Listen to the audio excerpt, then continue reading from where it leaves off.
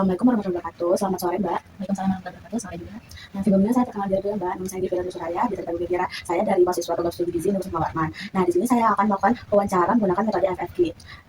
Sebelumnya saya dengan Mbak siapa? Saya Nisa. Nah, Mbak Nisa, saya jelasin dulu ya tujuan saya wawancarain Mbak itu apa. Nah, tujuan saya itu untuk mengetahui gambaran pola konsumsi makanan yang Mbak peroleh dalam waktu tertentu menggunakan formula MFK ini. Nah, ini tuh sebagai bagian dari mata kuliah konsumsi pangan yang ada di prodi saya, Mbak. Nah, sebelumnya saya bertanya dulu apakah Mbak bersedia menjadi responden saya di wawancara ini. Ini berlangsung 20-30 menit, Mbak. Bersedia. Baik, Mbak. Nah, sebelumnya saya menjelaskan dulu apa itu FFQ atau Food Frequency Questionnaire. Nah, FFQ ini adalah metode untuk mengetahui seberapa sering seseorang mengonsumsi makanan tertentu dalam periode waktu tertentu, misalnya 1 bulan terakhir. Saya jelaskan dulu isi formulir FFQ ini ada apa aja. Nah, di sini ada bahan makanan, nah terdiri dari makanan pokok, protein hewani, ada protein nabati, sayuran, ada buah-buahan, dan ada susu dan produk olahan. Nah, yang terakhir ada minyak ya, Kak.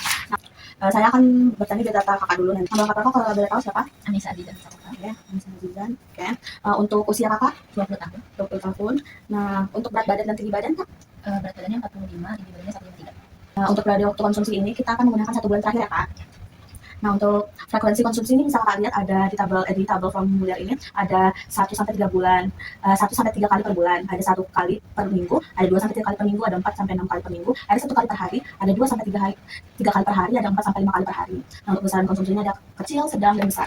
Nah, kita mulai ya, Kak, untuk mengisi formulir ini. Nah, untuk makanan pokok, Kakak bisa melihat apa aja yang ada di sini yang tadi saya sebutkan. Ya, kita mulai dari makanan pokok dulu. Ada nasi, roti, mie. Bisa Kakak sebutkan apa saja yang pernah Kakak makan selama sebulan terakhir terlebih dahulu? Nasi, roti. Ya, nasi, roti. Lalu mie instan. Mie instan. Apakah ada selain ini yang termasuk makanan pokok yang mungkin Kakak ingat kembali? Betul. Nah, untuk ini bisa untuk nasi Kakak mengonsumsinya 4-5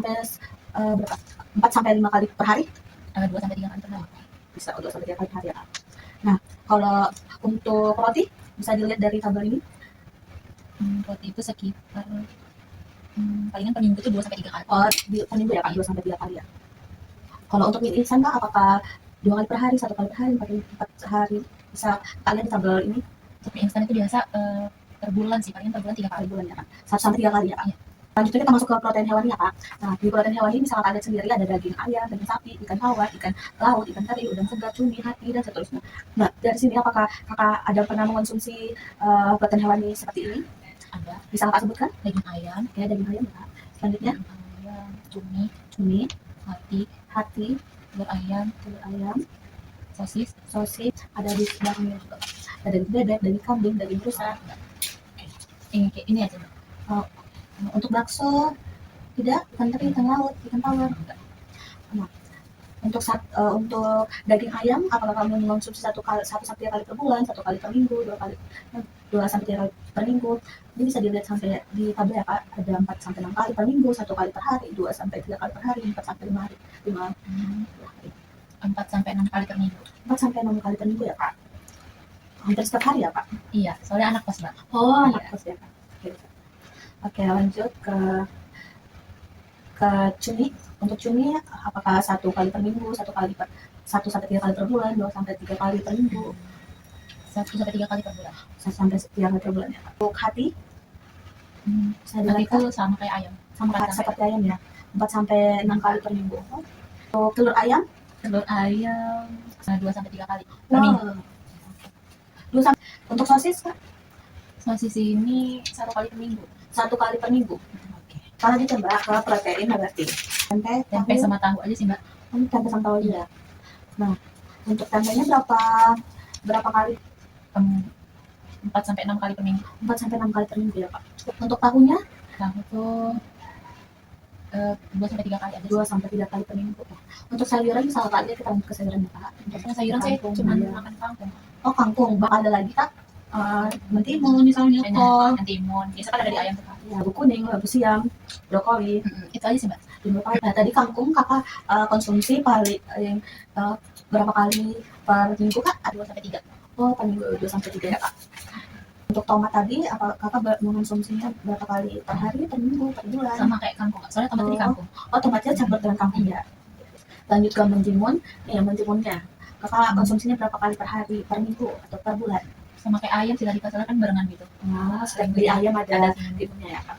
Kita lanjut ke buah-buahan ya kak. Nah untuk buah-buahan ini banyak ya kak. Ini ada 1 sampai 30. Ini ada semangka, pepaya, pisang, jeruk manis. untuk buah-buahan itu saya lumayan jarang sih mbak, cuman yang biasanya tuh pasti makan alpukat. Oke, alpukat ya mbak. Selanjutnya Alpukat, mangga, oh sama kurma kan karena lagi pasang. oh, iya, iya. Itu aja. Apa enak lagi? Tadi sih mbak. Untuk alpukatnya mbak konsumsinya berapa kali per bulan, per minggu? 1 kali per minggu. Mangganya per bulan, per minggu, per hari? Sama kayak alpukat 1 kali per minggu gitu. Untuk kurma? Kurma ini 1 kali per hari. 1 kali per hari. Terus ke susu dan produk olahannya. Nah untuk susu ada susu coklat, susu sapi, dan bisa apa lagi selanjutnya Susu coklat, ini susu putih ya kan, susu putih ya, susu coklat, susu putih. ya, Susu coklat ada mau susu ada. susu Susu kental manis juga, kental manis. yogurt itu juga.